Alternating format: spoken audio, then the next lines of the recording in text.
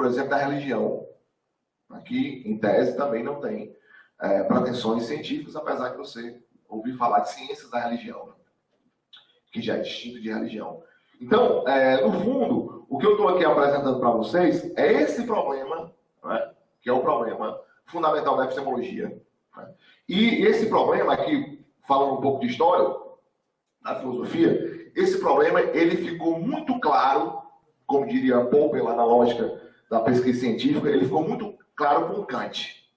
Kant, lá no prefácio da Crítica da Razão Pura, né, ele fez uma distinção entre quid fact e quid iuris, entre questões de fato e questões de justificação. Ou seja, para Kant, quem trabalha com os fatos é a ciência natural. Então, o discurso de primeira ordem, ou seja, o discurso sobre o mundo, a tentativa de entender os fenômenos, esta tentativa e este esforço é típico das ciências naturais, para Kant. Um outro tipo de questão é o que ele chama de questões de justificação. Outra coisa são aquelas formas de conhecimento que vão tentar validar o conhecimento científico.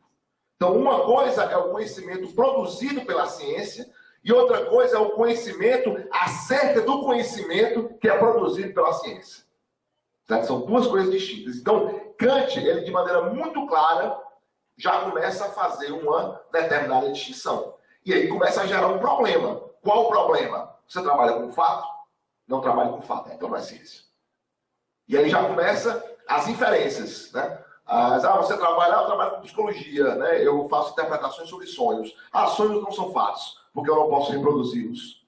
Então, se eu não posso reproduzi-los, eu não posso minimamente manipulá-los. Logo, eu não posso repetir esta experiência em outro momento histórico ou em outra condição. Então, como eu não posso reproduzir um sonho, por exemplo, eu não posso dizer que a abordagem sobre o sonho é uma abordagem científica, porque eu não consigo extrair ali objetividade do exame dessas experiências, exatamente porque essas experiências não podem ser repetidas. Logo, eu condeno aqui a psicologia, por exemplo, a sua não cientificidade, ao seu caráter interpretativo, hermenêutico, mas não necessariamente científico.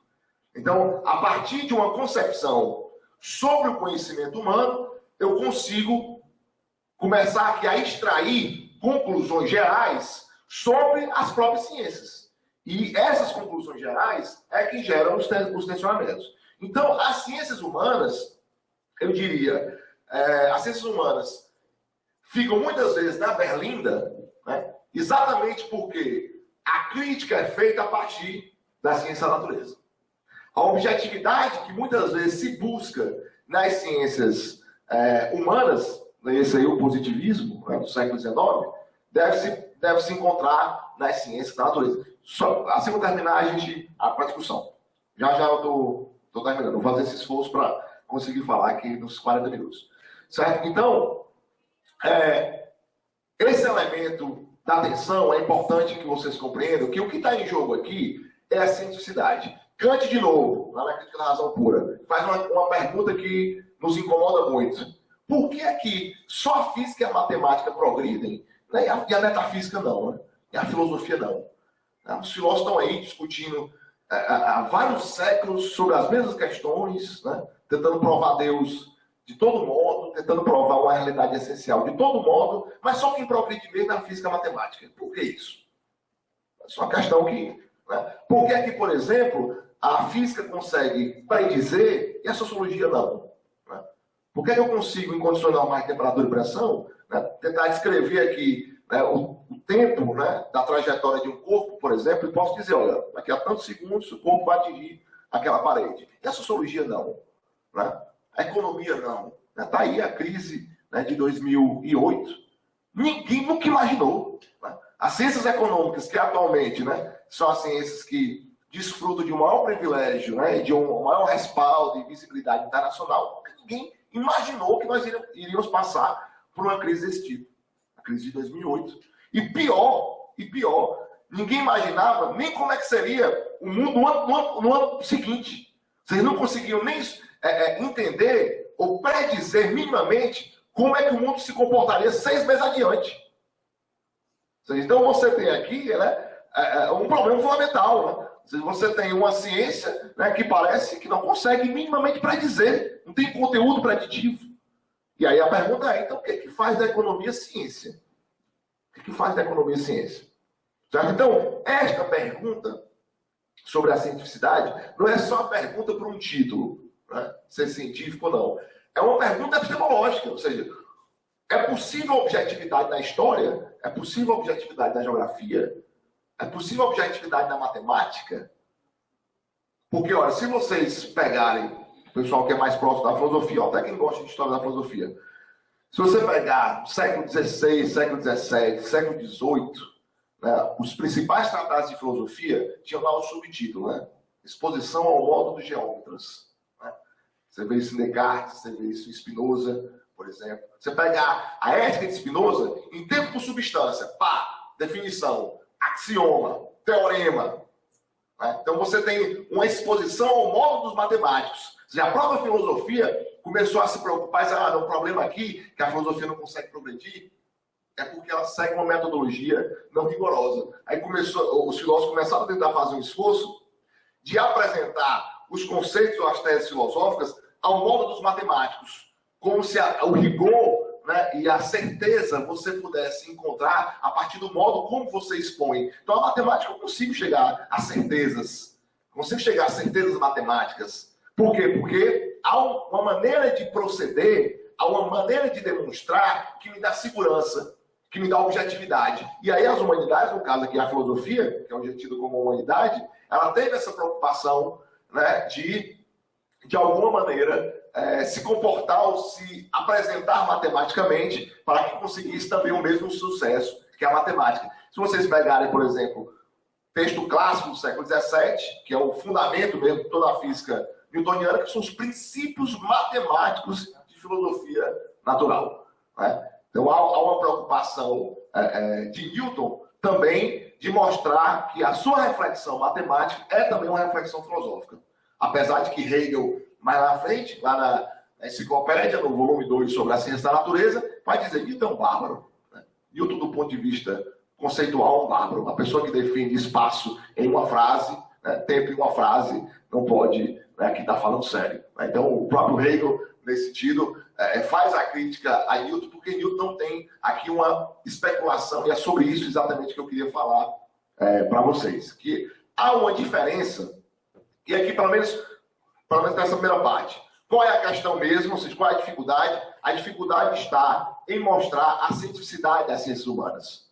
Certo? Ou seja, o que é que há de científico, o que é que há de objetivo, né, o que é que há de metodológico do ponto de vista, né, da sua autojustificação, do seu próprio modo de proceder. Então, todas essas questões, quando são vistas a partir, por exemplo, das ciências da natureza, começam a gerar problemas. Porque a física tem uma maneira de trabalhar, a matemática tem uma maneira de trabalhar, a química também, que por algumas características, né, que são inerentes a essas formas de conhecimento, essas características acabam construindo um modus operandi científico, uma maneira de trabalhar cientificamente. E esta maneira, por várias razões, né, eu diria, imperou. Então, a partir deste lugar que imperou, eu começo a fazer a crítica, né, às outras formas de conhecimento que não imperaram. Eu consigo, inclusive, colocá-las em xeque por uma série de razões. Então, muitas vezes, a crítica que é feita das ciências humanas é feita a partir de um lugar, e esse lugar é as ciências naturais. E aí eu queria tentar falar agora de dois elementos específicos, que seria mostrar que as próprias ciências naturais também, agora no século XIX, passaram por o seu problema, eu diria passar por o seu momento de crise, e ainda passam pelo seu momento de crise. Voltando, acabou que ficou todo mundo no mesmo patamar, né? E queria falar também, e aí de maneira um pouco mais propositiva, daquilo que seria específico das ciências humanas, que você não encontra, ou que você muitas vezes não espera das ciências naturais. E para terminar, né, já na última parte, mencionar aqui alguns autores que tentaram fazer uma reflexão um pouco mais ampliada das ciências. Tá? Então vamos lá. Essa primeira parte sobre, né, a crise que eu também diria das ciências duras. Pois bem, então eu diria que século XVII, século XVIII, século XIX até determinada parte, as ciências, né, humanas, né, elas se inspiraram muito nas ciências não humanas, exatamente por causa desse elemento do rigor, da objetividade e tal, e tal, e tal. E alguns filósofos, eu diria até o século XIX, alguns filósofos ainda fizeram um esforço, né, um esforço sobre o qual eu falei lá em Sobral, de tentar reunir todas as ciências particulares sobre uma visão de totalidade. Então, não sei se vocês lembram da exposição que eu fiz, era o seguinte, eu dizia que no começo da filosofia, né, no começo do conhecimento, lá com Aristóteles, sobretudo, você tinha um primeiro esforço de sistematização. O filósofo era aquele indivíduo que reunia conhecimento sobre botânica, literatura, política, matemática. Você tinha ali condensado numa figura a totalidade do conhecimento. E aí eu tentei mostrar que, com o tempo, né, este conhecimento foi se fragmentando, as ciências particulares foram se separando e não conseguiam mais se reunir e tal, mas eu não falei sobre isso que eu vou falar agora.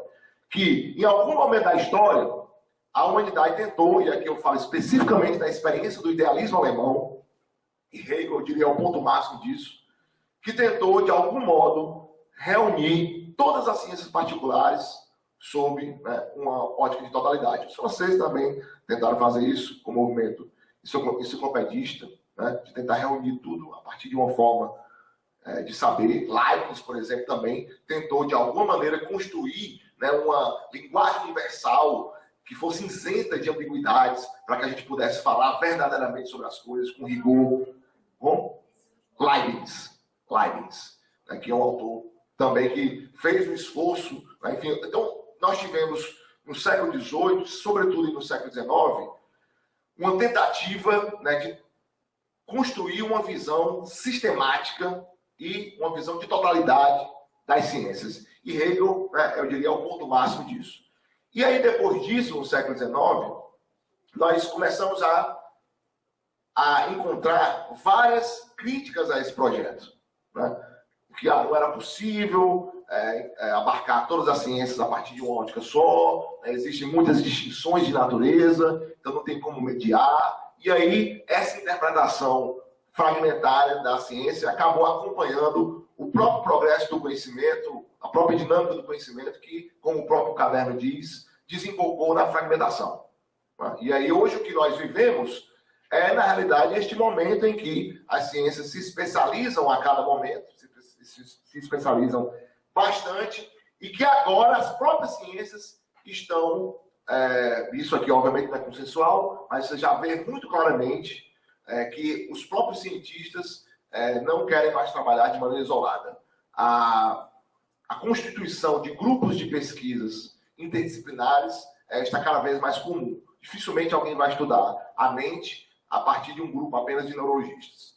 Você vai reunir neurologistas, biólogos, filósofos, psicólogos. Então, hoje, a complexidade a qual chegaram os problemas que a humanidade colocou para si, essa complexidade parece que está exigindo das ciências um trabalho mais coordenado, um trabalho com uma visão um pouco mais ampliada, mas a gente ainda está vivendo esse momento. O fato é que o que impera ainda é o especialismo, né? É a especialidade, enfim. Então, isso foi, eu diria, consequência, né, deste modo de interpretar a ciência que, no século XIX, a gente teve, eu diria, a última grande tentativa de reunir essas ciências todas sob a égide de um sistema das ciências, como chamava Hegel e como chamavam os idealistas alemães. Mas o fato é que nós não... Já falei quanto tempo? Uns 40 minutos, né? Não vou? Tá bem. Então, nós temos aí, no século XIX, esse último grande esforço, e nós colhemos agora no século XX e no século XXI, né, o contrário desse esforço. Nós estamos vivendo esse especialismo e tal, e tal, e tal. Bom, tudo bem, então nós tínhamos aí, eu diria que nessa passagem do século XIX para o século XX, as ciências naturais, ou as ciências duras, elas acabaram, em um certo sentido também, tendo a sua estrutura, né, e tendo aqui a sua base firme, que pareceu ser aqui modelo de ciência para as ciências humanas. As ciências duras também tiveram esse seu momento de crise, e, no certo sentido, a gente acaba vivendo ainda, nós estamos vivendo ainda esse momento de crise, mas eu diria que na passagem do século XIX para o século XX, a gente viu isso mais fortemente. E aí eu vou citar alguns exemplos. Nós temos vários exemplos, mas vamos citar alguns. Acho que até antes mesmo disso, por exemplo, Hume, quando faz a crítica do conhecimento, a crítica do conhecimento lá na investigação sobre o conhecimento humano e no Tratado da Natureza, Hume tenta pôr Newton abaixo, por exemplo. E isso é século XVIII. Né? No século XVIII a gente já vê algumas críticas à ciência natural, né? Que de alguma maneira tiram o fundamento dessa ciência natural. E aqui eu só vou dar só a indicação, não vou entrar nesse problema, mas Hume, quando mostra que a indução não tem fundamento racional, ele, no certo sentido, mostra, olha, essa metodologia sobre a qual Newton montou a sua mecânica, que foi a lógica indutiva, essa lógica indutiva não tem fundamento. Logo, ela não é racional. Logo, por consequência, a ciência newtoniana não tem fundamento e também não é racional. Se Newton construiu uma ciência a partir de uma metodologia que não é racional e não tem fundamento, logo, a ciência de Newton também não é racional e não tem fundamento. Olha, isso deixou Kant louco. Né? Kant, no certo sentido, todo o seu esforço era para tentar salvar também Newton das críticas de Hume. Então você tem no século XVIII, por exemplo, já esse primeiro esforço de tentar pôr abaixo o fundamento das ciências naturais. Por exemplo, do século XIX para o século XX, você tem a obra de Frege, né, quando ele vai lá nos fundamentos da aritmética, tentar mostrar que a aritmética se reduz à lógica. O que é que isso significa? Frege tinha um projeto. Esse projeto já vinha de Leibniz. Qual é o projeto de Frege? Tentar mostrar. Eu construo a aritmética, por exemplo, o conjunto dos números naturais. Como é que eu chego ao conjunto dos números naturais? Ele cai do céu? Não. Ele cai do céu? Não. Vou tentar mostrar, logicamente, a partir de proposições meramente lógicas, que a aritmética se constrói. Olha, então aqui é um esforço de Frege de tentar fundamentar a matemática, porque se vocês pegarem, por exemplo, os fundamentos da aritmética, vocês vão ver lá que o que é que Frege faz? Faz uma pergunta básica. O que é o número? Olha, esta pergunta, o que é o número, ele faz essa pergunta para vários matemáticos. E todos dão respostas diferentes. Então, na matemática, no século XIX, não há nenhum consenso sobre o que é um número. Olha, se na matemática não há um consenso sobre o que é um número, sobre que bases está a matemática. E aí, esse esforço de Frege de tentar fundamentar a matemática a partir da lógica gera inúmeros paradoxos. Tem um famoso paradoxo lá do axioma 5, né, que é o paradoxo lá sobre o conjunto de todos os conjuntos que não são elementos em si mesmos. Eu não vou entrar nessa questão. Mas há um problema lógico na matemática que Bertrand Russell depois vai perceber, e juntamente com Whitehead, lá nos Princípios em Matemática, vai tentar, a partir da teoria dos tipos, encontrar uma solução para esse problema de Frege. Então, em última instância, a própria matemática não tinha fundamento. A própria matemática não era tão segura quanto parecia ser. Então, aí se começa também, né, a fazer tudo que as humanidades fizeram, que a filosofia, sobretudo, fez até então, que é refletir sobre os seus próprios fundamentos. Essa necessidade de reflexão também partiu para a matemática. Apareceu na matemática. A física, por exemplo, física hoje ainda vive, né, o dilema fundamental. Ela não consegue conciliar duas visões de universo. A visão atômica, né, aqui é a visão quântica, que trabalha com muito pequeno, e a visão einsteiniana, né, que trabalha com muito grande, né, com os grandes volumes, com as grandes velocidades. É como se houvessem duas físicas que não conseguem se compatibilizar falando sobre a mesma realidade. E mais, a pretensão de objetividade que a ciência da natureza sempre reivindicou para si como sendo o seu elemento fundante, foi também colocado em xeque agora com a física quântica. Ora, o observador, esse elemento subjetivo, esse elemento frouxo, esse elemento não rigoroso que interfere nas ciências humanas, por exemplo, o problema das ciências humanas, falando de maneira caricatural, o problema das ciências humanas é porque o ser humano, ele, de alguma maneira, interfere muito nos experimentos, nas reflexões, ele é objeto da própria reflexão, então isso gera uma falta de rigor, uma falta de objetividade que a ciência da natureza não tem. Ora, mas se você pegar todo o esforço da física quântica, sobretudo com Heisenberg, Bohr, Schrödinger, esses grandes cientistas vão chegar à conclusão que o próprio observador, ele interfere no experimento.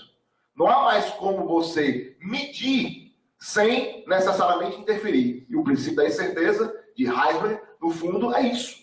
É mostrar que não há como, né, reproduzir um experimento e tirar uma medição objetiva sem necessariamente influenciar no próprio experimento. Ora, então aquele elemento subjetivo que parecia ser sempre expurgado das ciências da natureza, penetrou fortemente nas ciências naturais. Então fica o problema. Olha, então agora como é que as ciências naturais também se fundamentam? Como é que as ciências naturais extraem, eu diria, esse elemento subjetivo? Certo? Então, no fundo, toda a crítica que se fez, né, também, obviamente que não foi toda a crítica, mas parte da crítica que se fez às ciências humanas, em um certo sentido, as ciências duras, né, também acabaram sofrendo desta mesma crítica. O problema da fundamentação do conhecimento não é um problema só da educação, não é um problema só da filosofia, não é um problema só da sociologia, é também da matemática, é também da biologia, é também da física, é também da química. Então, o conhecimento humano, enquanto tal, parece estar carente de uma reflexão fundamental, certo? E aí, já caminhando aqui para a parte final dessa nossa reflexão, tem um autor que eu particularmente gosto bastante, bom tempo que eu não leio, mas eu gosto bastante, que é o Thomas Kuhn. Né? Thomas Kuhn é um autor americano, da década de 60, publicou um livro que eu acho que vale a pena todo mundo conhecer esse livro. É um livro seminal, né? Não é um grande tratado, especulativo, mas é um livro bastante seminal, que é a estrutura das revoluções científicas. Certo? Nesse texto, Thomas Kuhn está dentro, obviamente, de um debate epistemológico, ali com Popper, Karl Hempel e, enfim, o pessoal do positivismo lógico. Thomas Kuhn está dentro de uma discussão científica, né? Do que é ciência, o que é progresso científico, a ciência ela caminha para a verdade ou não? Porque esse é outro elemento. Parece que a ciência da natureza, parece que é o único tipo de empreendimento que consegue aprender a verdade. É outro preconceito também, né? A ciência consegue chegar à verdade, a história não, né? A filosofia tampouco, né? Apesar de sempre querer a verdade, mas nunca consegue chegar, porque não consegue minimamente estabelecer um consenso. E aí ficou também essa coisa de que a ciência tem pretensões de verdade, né? E mais do que ter pretensões de verdade, ela consegue de alguma maneira chegar à verdade.